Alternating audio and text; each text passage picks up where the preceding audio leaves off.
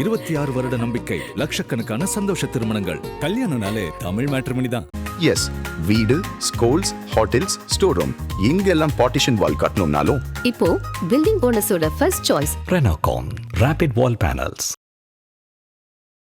இமயமலைக்கு போனாதான் பாபாஜியினுடைய அருள் கிடைக்குமா? பாபாஜி அந்த பரம்பொருளை தொடுவதற்கான பயணங்களை மேற்கொண்டிருப்பாருல்ல, அந்த பயணத்தை நீங்கள் மேற்கொள்ள ஆரம்பித்தீங்கன்னா நீங்கள் இமயமலைக்கும் போக தேவையில்ல, கடலூருக்கும் போக தேவையில்லை. எவர் ஒருவர் தன்னுடைய உடம்புல இருக்கக்கூடிய குண்டலினி சக்தியை விழிப்படைந்து சகசரத்துக்கு கொண்டு போகிறாங்களோ, அப்படி கொண்டு போகும்போது அவர்களுக்கு பல வித்தைகள் தானாக வரும். ஆறாவை பார்க்கக்கூடிய சக்தி சித்தர்களுக்கு இருக்கிற மாதிரி இப்போது இருக்கக்கூடிய கார்பரேட் சாமியார்களுக்கு கிடையாது. கடவுள் தரிசனம் பண்ணிட்டா எனக்கு பிரச்சனை வராதுன்னு நினைக்கிறாங்க பாருங்க, அது ஒரு முட்டாள்தனமான கருத்து. சித்தர்கள் யாரு பிரம்மத்தை உணர்வதற்கும் பரம்பொருளை உணர்வதற்கும் கடவுளை உணர்வதற்கும் தயாராக இருக்கக்கூடிய ஆத்மாக்களை அவர்கள் தேர்வு செய்து அவர்களுக்கு ஆசீர் வாங்குவாங்க தவிர. நேயர்களுக்கு அன்பு வணக்கம். வணக்கம் ஐயா. நமோ நாராயண. எப்படி இருக்கீங்க? ரொம்ப ரொம்ப நலமா இருக்கிறேம்மா. ஆன்மீகம் அப்படின்னாலே அசைவம் அப்படின்ற ஒரு விஷயத்த பெரிய ஒரு எதிரியா தான் இந்த நாள்ல பாக்குறோம். உண்மைதானா அது? ஆன்மீகவாதிகளோ இறை அருளை அடையணும்னு நினைக்கிறவங்க அசைவம் சாப்பிடக்கூடாது, உயிர் கொலை இருக்கக்கூடாதுன்னு சொல்றாங்களே, இது உங்களுடைய பாயிண்ட்ல இருந்து எப்படி பாக்குறீங்க? நான் உங்ககிட்ட ஒரு கேள்வி கேட்குறேம்மா. நீங்க தான் என்கிட்ட கேட்டு கேட்குறீங்க, நான் உங்கள்கிட்ட ஒரு கேள்வி கேட்குறேன். உங்களுக்கு உங்கள் ஒரு ரோட்டில் ஒரு சிங்கம் நடந்து போகுது, அதற்கு பின்னாடி ஒரு மான் நடந்து போகுது. வண்டியை வேகமாக ஒரு டிரைவர் வண்டி ஓட்டிட்டு வர்றாரு. அந்த ரெண்டில் எதையாவது ஒன்று அடித்தாதான் அவர் அதை கடந்து போக முடியும். ஏன்னா இதுக்கு மேலே பிரேக் அடித்தாருன்னா இவருக்கும் உயிருக்கு ஆபத்து வரும். அப்போ அவர் என்ன பண்ணுவார்? மானே தானே, எதையாவது ஒரு உயிரை, 2 உயிரை அடிச்சிருவார். ஓகேங்களாம்மா? அந்த டிரைவரே அவருடைய குடும்பத்தோட ரோட்ல நடந்து போயிட்டு இருக்காரு. வண்டி ஓட்டுறது சிங்கமா இருந்ததுன்னா என்ன பண்ணும்? அதுக்கேற்ற மாதிரி தான் சிங்கமும். அப்போ நம்ம இனம் மட்டும்தான் நமக்கு ஏதோ உயர்ந்ததாகவும் மற்ற இனங்கள் எல்லாமே நம்மளோட தாழ்ந்ததாகவும் நினைக்கிற பாவமே தப்பு. இப்போ பூனை தானே, அது ஒரு சாதாரண ஒரு விலங்கு. நாய் தானே, அது ஒரு சாதாரண ஒரு விலங்கு. மனுஷன்லாம் அவர் உயர்ந்தவங்க. மனிதர்களுக்குள்ள பாகுபாடு இருக்கக்கூடாதுன்ற மாதிரி உயிரினங்களுக்குள்ள பாகுபாடு. ஏன்னா எனக்குள்ள என்ன ஆத்மா இருக்குதோ அதுக்குள்ளேயும் அதே ஆத்மா தான் இருக்கு. இப்ப எனக்குள்ளது டிசைன் வேறவாகவும் அதுக்குள்ளது டிசைன் வேறவாகவும் வைக்கல. இப்ப யானை உருவம் ரொம்ப பெருசா இருக்கு, அதனால ஆத்மா அது பெருசா இருக்கும் அப்படிங்கிறது கிடையாது. மனுஷ உடம்பு ரொம்ப சின்னதா இருக்கு, அதனால சின்னதா இருக்குங்கிறது. அப்போ ஆத்மா எல்லார் உடம்புலையும் பரிபூரணமாக இருக்கு. அப்போ நமக்கு ஒரு எறும்பு கடிச்சிச்சுன்னா வேகமா ஐயோ வலிக்குது, நம்ம பிள்ளைக்கு ஒரு எறும்பு கடிச்சுன்னா ஐயோ என் பிள்ளைக்கு எறும்பு கடிச்சிட்டுன்னு வலி வேதனையோட இருக்கிற மாதிரி தானே மற்ற ஜீவராசிகளும் ஃபீல் பண்ணுமா, பண்ணாதா? அப்போ இந்த ஆன்மீகத்தை பொறுத்த வரைக்கும் நீ பயிற்சி செய்ய ஆரம்பிக்கும் போது உனக்குள் இருக்கக்கூடிய என்ன பிரம்மம் இருக்கிறதோ அதுதான் அனைத்து இதுக்குள்ளே இருக்கு. நீங்க சாப்பிடக்கூடிய, அப்போ நான் சொல்றேன் வெஜிடேரியன்ல உயிர் இருக்கு, அதுலேயும் தானே எல்லாத்துக்குள்ளேயும் இருக்கு. ஆனால் மனம் இருக்கக்கூடிய எந்த ஜீவராசிகளையுமே நம்ம துன்புறுத்தாமல் நம்மளுடைய முன்னோர்கள் முடிந்த அளவுக்கு நம்ம சைவத்தை பின்பற்றினால் உனக்கு நல்லது அப்படிங்கிற மாதிரி சொல்றாங்கம்மா. Okay sir.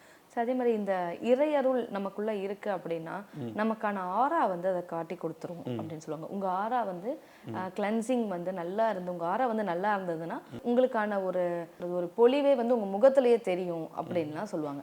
இது நார்மலான ஒரு மனிதரால கண்டுபிடிக்க முடியுமா? முடியாது. ஆனா உங்களை மாதிரியான குருமார்களால அது கண்டிப்பா கண்டுபிடிக்க முடியும். ஆரா அப்படின்ற ஒரு விஷயம் உண்மைதான். ஆனா அந்த ஆரா நல்லதா கெட்டதான்றத சொல்ல முடியுமா? கண்டிப்பாமா. அதாவது என்னன்னு உங்களுக்கு புரிஞ்சுக்கிடுங்க, இறை அருளுங்கிறது எல்லா ஆத்மாக்கிட்டையும் சமமாக தான் இருக்கு. இப்போ எனக்கு குறைவாகவோ உங்களுக்கு அதிகமாகவோ இருக்குது அப்படின்னா அது இறை அருள் கிடையாது. உங்களுக்குள்ள என்ன பிரம்மம் இருக்கோ என்ன ஆத்மா இருக்கோ அதுதான் எனக்குள்ள இருக்கணும். இப்போ உங்களுக்குள்ள இருக்கிறத விட எனக்கு கொஞ்சம் உயர்வா இருந்துச்சுன்னா அது சமநிலை கிடையாது. இன்றைக்கு இருக்கக்கூடிய மக்களுடைய மனதில் அப்படிதானே இருக்கு. இப்போ ஒரு ஆன்மீகவாதி இல்லை ஒரு சித்த நிலையில இருக்கிறவங்கள பார்த்தா அவங்க சித்தர், அவங்க காலில் நம்ம விழணும். ஏன்னா அவங்க கிட்ட வந்து கடவுள் வந்து அதிகமா இருக்காரு, நம்ம வந்து ஒரு நார்மலான மனிதர் தானே, நம்ம கிட்ட அப்படி இருக்காது, இந்த எண்ணத்துல தானே இருக்கு. இப்போ சித்தர்களுக்கும் உங்களுக்குள்ள என்ன வித்தியாசம் இருக்கு? சித்தருக்குள்ளேயும் அதே பிரம்மம் தான் இருக்கு, உங்களுக்குள்ளேயும் அதே பிரம்மம் தான் இருக்கு. ஞானி கிட்ட என்ன பிரம்மம் இருக்குதா அதுதான் உங்ககிட்டே இருக்கு. இந்த டிவி நிகழ்ச்சி, இந்த வீடியோவை பார்த்துட்டு இருக்க எல்லாரும் உடம்புக்குள்ளேயும் அதே பிரம்மம் தான் இருக்கு. அப்போ சித்தர்களுக்கும் உங்களுக்கு என்ன வித்தியாசம் என்னன்னு கேட்டிங்கன்னா, சித்தர்கள் இந்த புலன்கள், அதாவது நம்ம உடம்பு எதுவுமே நிரந்தரம் இல்லைன்ட்டு உடம்புல இருந்து விடுதலை ஆகியிருக்கிறாங்க. உடம்புக்குள்ளதான் அவங்களும் இருக்கிறாங்க, அவங்களும் மனிதனா தான் கண்ணு முன்னாடி அதே 2 காலு 2 காது 1 மூக்கு 2 கண்ணு எல்லாமே இருக்கு, உங்களுக்கு அதுதான் இருக்கு. ஆனா அவர்கள் இந்த புலன்கள்ல இருந்து தன்னுடைய ஆத்மாவை விடுதலை அடைஞ்சு வச்சிருக்கிறாங்க. அப்போ அவருக்கும் உங்களுக்கும் உள்ள ஒரே ஒரு வித்தியாசம் என்னன்னா, நீங்க என்ன நம்ம என்ன நினைக்கிறோம்னா, இந்த உடம்பு தான் நிரந்தரமானது, இந்த உடம்பு தான் முக்கியமானது, உடம்பு தான் நான் அப்படின்னு நினைச்சிட்டு இருக்கிறோம். அவர்கள் அந்த உடம்பு நான் இல்லைங்கிற நிலைக்கு போயிருக்கிறாங்க. அப்போ இந்த 2 தான் வித்தியாசம் இருக்க தவிர, அவருக்குள்ள மட்டும் ஆத்மா வந்து ரொம்ப பெரிய ஆத்மா வச்சுட்டாரு, கடவுள் வந்து இது பண்ணிட்டாரு, அப்படிலாம் கிடையவே கிடையாது. நீங்களும் சித்தர்கள் ஆகலாம், நீங்களும் இந்த உலகத்துல இருக்கக்கூடிய இன்ப துன்பங்கள் எல்லாத்திலிருந்து விலகி, இது எல்லாமே மாயை, எல்லாமே விலகி நீங்க நின்னீங்களா, நீங்களும் சித்தராகலாம். ஓகே. ஸோ அதனால இங்க உயர்வு தாழ்வுங்கிறது கிடையவே கிடையாதுமா. அடுத்தது ஆறா. அப்போ சிலவங்க முகம் மட்டும் நல்லா வெளிச்சமாக இருக்கு அப்படின்னு உங்களுக்கு தோணக்கூடிய காரணங்கள் என்னன்னாமா, அவர்களுடைய உணவு முறைகள் ஒரு காரணமா இருக்கலாம், வாழ்வியல் ஒரு காரணமா இருக்கலாம், பல பிரச்சனைகள். நம்ம வந்து தொடர்ந்து காலையில எந்திரிச்சு சாயங்காலம் வரைக்கும் இந்த சிட்டி வாழ்க்கையில எவ்வளோ பிரச்சனை நீங்க எதிர்கொள்ள வேண்டியது இருக்கும். அப்போ அதே மாதிரி ஒவ்வொருத்தவங்களுக்குடைய வாழ்க்கையில் இருக்கக்கூடிய பிரச்சனைகள், குடும்பத்துடைய பாரங்கள். சிலவங்க என்ன பண்ணுவாங்கன்னு கேட்டிங்கன்னா, எந்த பிரச்சனை இருந்தால் எனக்கு என்னன்னு சொல்லிட்டு இருப்பாங்க. நல்லா தூங்குவாங்க, நல்லா சாப்பிடுவாங்க, நல்லா எந்திரிப்பாங்க, உடனே அவங்க ஆறா நல்லா இருக்குன்னு அர்த்தமாயிருமா? விவசாயியோட ஆறாதான், உண்மையை சொல்ல போனா விவசாயியோட ஆறாதான் ரொம்ப பிரகாசமா இருக்கணும். ஏன்னா அவன் மட்டும்தான் பரிபூரணமான சரணாகதியோட வேலை செஞ்சிட்டு இருக்கிறான். அங்க எனக்கு லாபம் வரும் அது வரணும் இல்லை, என் குழந்தைய நான் போய் பார்க்க போற மாதிரி அவனுடைய விவசாயத்தை பார்க்க போறான். அப்போ அவனுடைய ஆராதனை நல்லா இருக்கணும். அப்போ ஒருத்தவங்களுடைய உருவ தோற்றத்தை வைத்து மட்டும் ஒரு ஆறாவை தீர்மானம் பண்ண முடியாது, அவனை ஆத்மா வச்சுதான் தீர்மானம் பண்ண. நீங்க ஆறாவை பார்க்கக்கூடிய சக்தி வந்து சித்தர்களுக்கு இருக்கிற மாதிரி இப்போது இருக்கக்கூடிய கார்பரேட் சாமியார்களுக்கு கிடையாது. புரிஞ்சுக்கிடுங்க. ஏன்னா கார்பரேட் சாமியார்கள் என்ன பண்றாங்கன்னு கேட்டீங்கன்னா, ஒருத்தவங்க முகம் பிரகாசமா இருந்துட்டு அவங்க ஆறா நல்லா இருக்குன்றாங்க. அவங்க பிரகாசம், அதாவது பொருளியல், உங்களோட உருவத்தை வைத்து அவர்கள் கணக்கிடுறாங்களே தவிர உங்க ஆத்ம பிரகாசத்தை அவங்க கணக்கிடுறது இல்லை. அப்போ ஞானிகளுக்கு தெரியும். ஞானிகள் வந்து குப்பை புறக்கிட்டு இருக்கிறவங்க கூட பழகிட்டு இருப்பாங்க. அவங்க வந்து பார்க்கறதுக்கு அவ்வளோ அழுக்கு உடைய அணிஞ்சு இது என்ன சிக்கலா இருக்கு. அப்போ அவங்க ஆறாவ அவங்களுக்கு எப்படி தெரியுது? அப்போ இங்க இருக்கக்கூடிய கார்பரேட் சாமியாரோடைய பார்க்கக்கூடிய ஆறா கிடையாதுமா. ஏன்னா இவங்களுக்கு ஆறா பார்க்க தெரியாது. ஏன்னா அந்த நிலைக்கு இவங்க போகவே இல்லை. படித்ததை வைத்து இவர்கள் ஒரு வியாபாரம் பண்றாங்க, அதன் மூலம் பயணம் பண்றாங்க. கண்டிப்பாக. சரி, இந்த இடத்துல எனக்கு இன்னொரு சந்தேகமும் இருக்கு. மகான்கள் அப்படின்னாலே வந்து பற்று அற்றது, இன்னொன்னு இந்த உடல் நமக்கு நிரந்தரம் கிடையாது, ஆன்மா தான் நிரந்தரம், ஆன்மா தான் இறைவனை சேர போகுது அப்படின்ற ஒரு விஷயத்துல ரொம்ப தீர்க்கமா இருக்கிறவங்க ஞானிகள், மகான்கள், சித்தர்கள் எல்லாருமே. எனக்கு இந்த இடத்துல என்ன ஒரு சந்தேகம் அப்படின்னா, அருணகிரிநாதர் தொட்டு ரமணர் வரைக்குமே வந்து ஏதோ ஒரு நிலையில கஷ்டப்பட்டு துன்பத்தை அனுபவிச்சிருக்காங்க. ரமணர் வந்து கடைசி காலத்துல வந்து, அதாவது தன்னுடைய ஆன்மாவை வந்து இறைவனிடம் கொடுக்கறதுக்கு முன்னாடி வரைக்குமே கொடிய நோயால கஷ்டப்பட்டாங்க. ரமணர் நான் உதாரணத்துக்கு சொல்றேன். பல சித்த புருஷர்கள் இந்த மாதிரிதான் இருந்திருக்காங்க. அவர்கள் தான் எதுவுமே வேணான்னு சொல்லிட்டு இந்த வாழ்க்கை, இந்த லௌகிக வாழ்க்கையில இருந்து வெளியே வந்துட்டாங்களே. அப்போ உங்களுக்கு இந்த மாதிரியான கஷ்டங்கள் எல்லாம் வந்திருக்க கூடாது இல்லையா? அற்புதமான கேள்விமா. முதல்ல இன்னொரு விஷயத்த நீங்க புரிஞ்சுக்கிடுங்க. நான் கடவுள் தரிசனம் பண்ணிட்டா எனக்கு பிரச்சனை வராதுன்னு நினைக்கிறாங்க பாருங்க, அது ஒரு முட்டாள்தனமான கருத்து. ஓகே. இப்ப நான் கடவுள் தரிசனத்தை நான் பெற்றுட்டேன், அப்போ எனக்கு தான் கடவுளோடைய ஆசீர்வாதமே எனக்கு கிடைச்சிட்டு, அப்போ அந்த உலகத்துல இருக்கக்கூடிய எல்லா வெற்றியும் எனக்கு தேடி வந்துடும், அப்படி வந்துடும் இப்படி வந்துருங்கிறது கிடையவே கிடையாது. ஆத்மா அவர்களிடமிருந்து சரீரத்திலிருந்து விடுதலை அடைஞ்சிருக்கக்கூடிய ஒரு பிரம்மத்தை உணர்ந்த ஒரு குரு, ஒரு ஞானி, ஒரு சித்தர்கள் தான். அவர்களுக்கும் உங்க உடம்பு மாதிரி தான் அவங்களுக்கும் உடம்பு இருக்க போகுது. ஆனா இதுல இன்னொரு விஷயத்தை புரிந்து கொள்ள வேண்டும். நம்ம உடம்பை விட அவங்க உடம்புக்கு அதிக பிரச்சனை வரும்.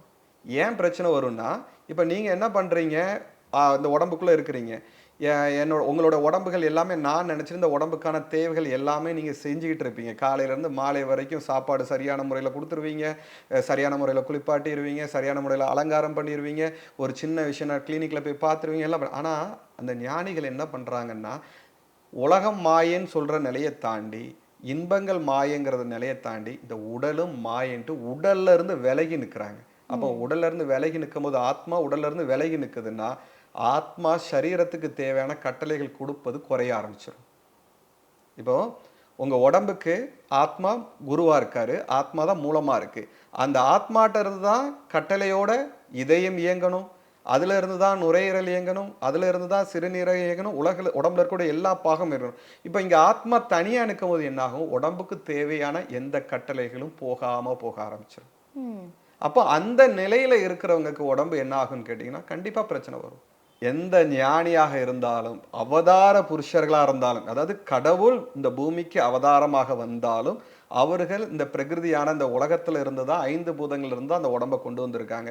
இந்த உடம்புக்கு கண்டிப்பா பிரச்சனை வந்தே தான் தீரும். அப்படி பிரச்சனை வரவே வராது, பிரம்மத்தை அடைந்தால் பிரச்சனை வராதுன்னு சொல்றவங்க உண்மையான ஞானியும் கிடையாது, அது உண்மையும் கிடையாது. அடுத்த ஐயா, எனக்கு ரொம்ப நாளா ஒரு சந்தேகம். திருவண்ணாமலை அப்படின்னு எடுத்துக்கிட்டாலே அங்க நிறைய சித்த புருஷர்கள் இருக்காங்க. இன்னைக்குமே வந்து சூட்சம ரூபத்துல இருக்காங்க, சூழ ரூபத்துல இருக்காங்கன்னு சொல்றதை தள்ளி சித்தர்களை குறிப்பிட்டு சொல்ற மாதிரியே சில சித்து பிடித்தவர்களையும் சொல்றாங்க. இது ஏற்புடையதா அப்படின்னு கேட்டா சிலர் அதை ஏத்துக்கிறாங்க, சில பேர் அதை ஏத்துக்க மாட்றாங்க. உண்மையான சித்தர்கள் அப்படின்ற ஒரு விஷயம் வந்து இந்த இடத்துல வந்து இவங்க உண்மையாவே ஏதோ ஒரு பரம்பொருளை தேடிதான் இருக்காங்க அப்படின்ற ஒரு விஷயத்த நம்புற 100 பேர்ல 10 பேருக்கு வந்து இது ரொம்ப முரணா இருக்கு. இதை நீங்க எப்படி பாக்குறீங்க? அதாவதுமா, இப்போ நம்ம தமிழ்நாட்டில் வாழ்றோம். தமிழ்நாட்டில் வாழும்போது நம்மளுடைய மூளைக்கு என்னன்னா திருநெல்வேலி, சென்னை, மதுரை, கோயம்புத்தூர் இதெல்லாம் நம்மளுடைய மூளைக்கு சுலபமாக பழக்கமாயிரும். திடீர்னுட்டு நான் உங்ககிட்ட வந்து நாக்பூர்னு சொல்கிறேன், உங்கள் மூளையில் ஏறுமா? ஏறாது. நான் திடீர்னு ஒன்று சொல்கிறேன் உத்தரகாசின்னு சொல்கிறேன், உங்கள் மூளையில் ஏறுமா? ஏறாது. ஏன்னா நீங்கள் இந்த நான் வேறொரு மாநிலத்தில் இருக்கக்கூடிய ஒரு பேரை சொல்கிறேன். அதே போல் தமிழ்நாட்டை பொறுத்த வரைக்கும் நம்மளுடைய மூளை என்ன சொல்லுது, திருவண்ணாமலை அங்கே சித்தர்கள்லாம் வாழ்ந்துட்டு இருக்கிறாங்க அப்படிங்கிறோடைய நம்மளுடைய மூளை. ஆனால் உலகம் முழுவதும் இருக்கக்கூடிய பல பகுதிகளில் சித்தர்கள் வாழ்றாங்க. நம்ம மூளைக்கு இது வந்து பழக்கப்பட்டதுனால ஓ இங்கே தான் சித்தர்கள் வாழ்ந்துருக்கிறாங்க, இங்கே தான் இருப்பாங்க, வேற எந்த பகுதியிலும் இருக்க மாட்டாங்க அப்படிங்கிற ஒரு நம்மளுடைய மூளை அப்படி சொல்லுது. இப்போ நம்ம இந்த ஞானம் இந்த பட்டுதலெல்லாம் விட்ட ஒரு மகானு நம்ம சித்தர்கள் பயணம் செய்து கொண்டே இருப்பாங்க அப்படின்னு நம்ம அவங்கள அழைக்கிற மாதிரி ஒவ்வொரு மாநிலங்களுக்கும் அவர்களுக்கான ஒரு பேர், அந்த நிலையை தொடர்றவங்களுக்கு ஒரு பேரை வச்சிருக்கிறாங்க. அவர்கள் இந்த பகுதியில தான் வாழ்ந்தாங்கன்னு அந்த மாநிலத்துக்காரங்கள் அதை கொண்டாடிட்டு இருக்காங்க. சித்தர்கள் மகான்கள் அப்படின்னு எடுத்துக்கிட்டாலே 2 இடத்தை தான் வந்து ரொம்ப பிரசித்தியா சொல்லுவாங்க. ஒண்ணு திருவண்ணாமலை, இன்னொன்னு இமயமலை. இந்த 2 மகான்கள் அப்படின்னாலே இமயமலையில இருப்பாங்க, சித்தர்கள் அப்படின்னா திருவண்ணாமலையில இருப்பாங்க. இப்படிதான் வந்து மக்களுக்கு தெரியும். அதாவதுமா மலை சார்ந்த பகுதிகளில் இருப்பாங்கன்னு சொல்லப்படுது. நல்லா புரிஞ்சுக்கிட்டேன். ஏன் மலை சார்ந்த பகுதிகளில் இருப்பாங்கன்னா அவங்களுடைய தவ வாழ்க்கை, அதாவது என்னன்னு கேட்டிங்கன்னா நம்மளுடைய உடம்புல இருக்கக்கூடிய எல்லாத்தையும் விடுதலை அடைந்து பயிற்சியை மேற்கொள்வதற்கும் காற்றில் வாழக்கூடிய ஒரு வாழ்க்கைக்கும் மலை சார்ந்தது ரொம்ப சௌரியமா இருக்கு. இப்போ திருவண்ணாமலை, இப்போதைய திருவண்ணாமலையை ஒப்பிடும்போது சூட்சமமாக சித்தர்கள் பயணங்கள் அதிகமாக இருக்கு, ஸ்தூல சித்தர்களுடைய பயணங்கள் ரொம்ப குறைவா இருக்கு. காரணம் என்னன்னா மக்கள் நடமாட்டம் அதிகம். ஓகே சார், அதுல 2வது ஒரு கேள்வி நான் கேட்டிருந்தேன்.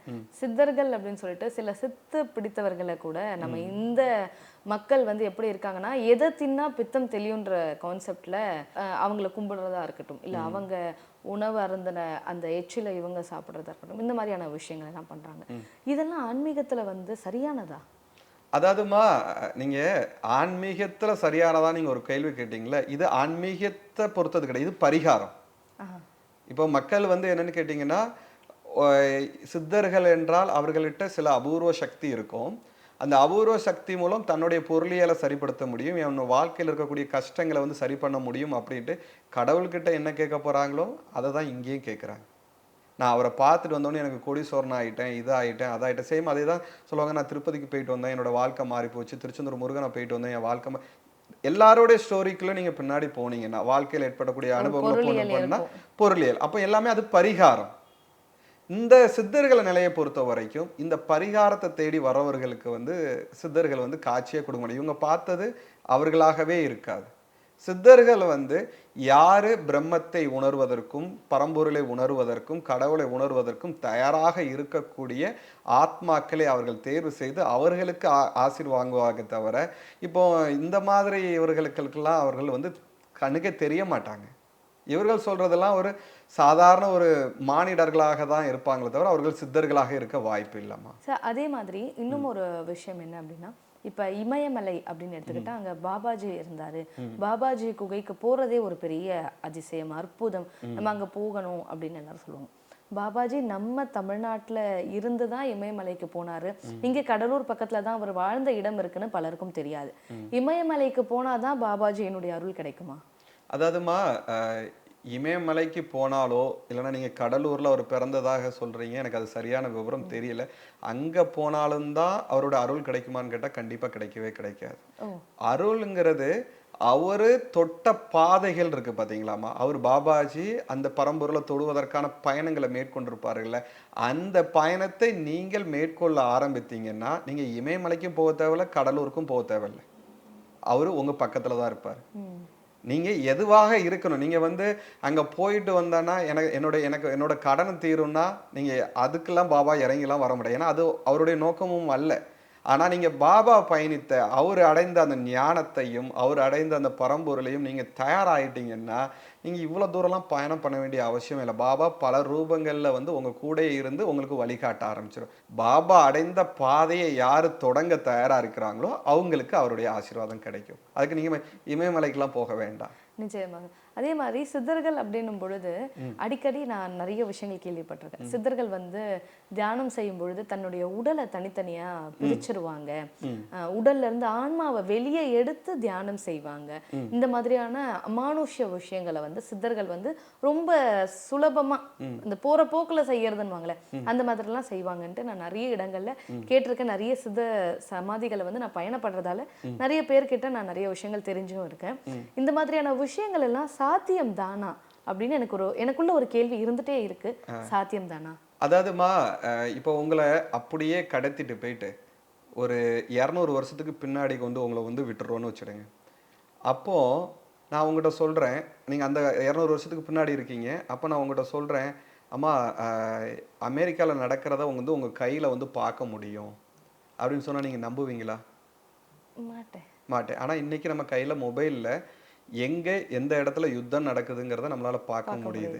அப்போ உங்களால காலத்தை கடந்து வந்து இந்த காலத்துல நடக்கிறது உங்களுக்கு தெரியற மாதிரி ஆன்மீக உலகத்துல பல விஷயங்கள் நீங்க உங்களுடைய மூளைகள் சிந்திக்காத விஷயங்கள் சாத்தியமா இருக்கு.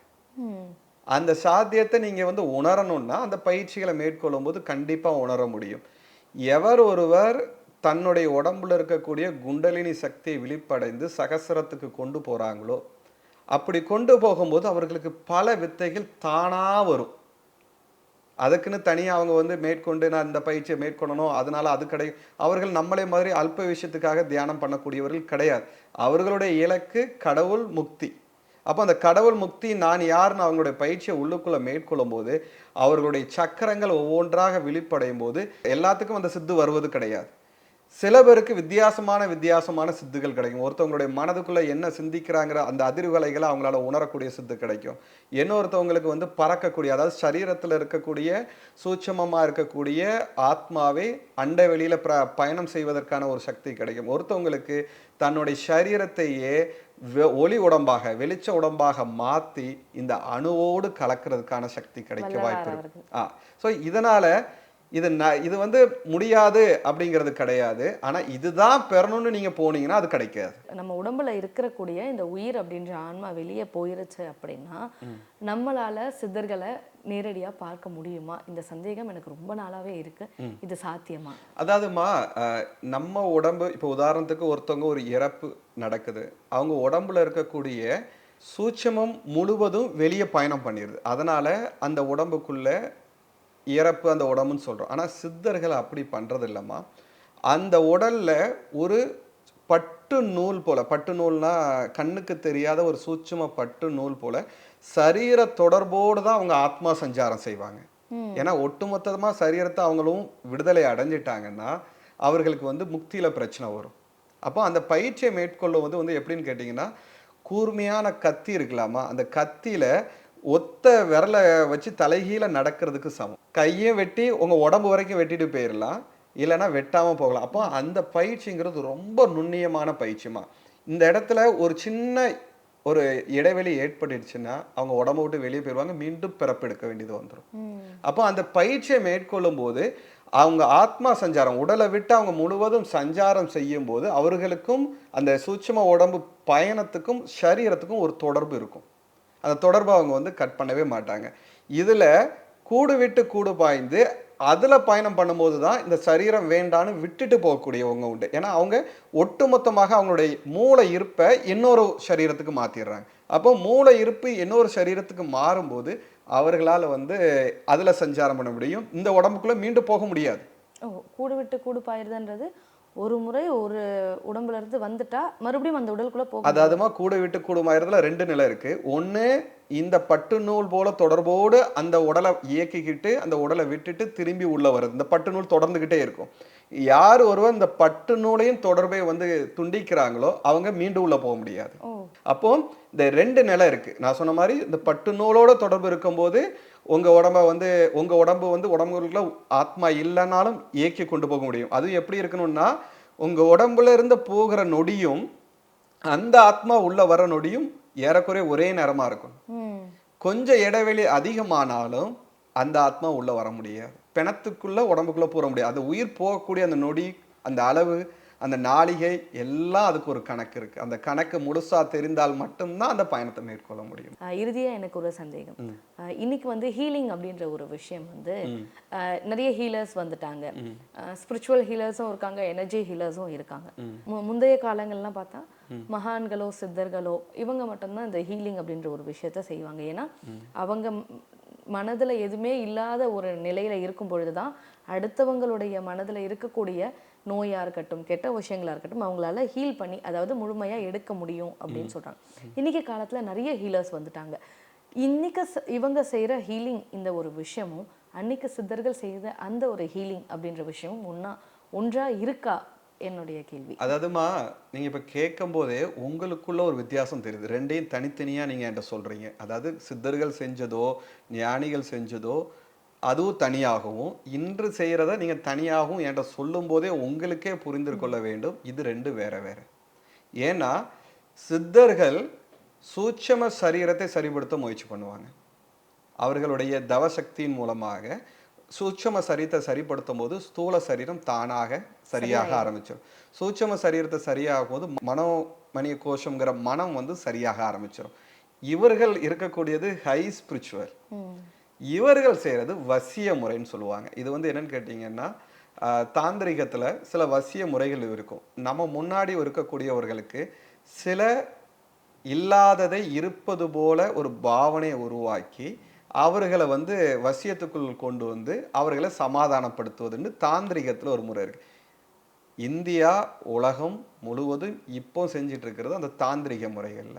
என்ன பண்றாங்க, உங்க முன்னாடி நீங்க வந்து நிற்பீங்க, உங்களுக்கு சில சப்தங்களை எழுப்புவது, அந்த சப்தத்தை எழுப்பும் போது உங்களுக்குள்ள ஒரு, ஏன்னா நீங்க அந்த சப்தத்தை முன்பு கேட்கல, உங்களோட புலன்கள் கேட்கல, அப்போ புதுசா அந்த சப்தத்தை கேட்கும் போது உங்களுக்குள்ள ஒரு மாற்றம் வரும். அதே மாதிரி அவங்க பேசக்கூடிய பேச்சுல வந்து என்ன ஆவாங்கன்னா உங்களை வசியப்படுத்தும் போது போலவே பேசுவாருங்க. அந்த பேசி அந்த சப்தத்தை கொண்டு வரும். உங்க உடம்புல திடீர்னு ஒரு கட்டையை வச்சு ஹீல் பண்றேன்னு சொல்லுவாங்க, திடீர்னு கொஞ்சம் தண்ணியை எடுத்து விட்டு, அப்ப இதெல்லாம் நீங்க வந்து உங்களோட மூளை இதை பார்க்கல, புதுசா பார்க்கறதுனால நீங்க என்ன நினைப்பீங்க, ஓ நம்ம உடம்பு சுத்தமாயிட்டோம்.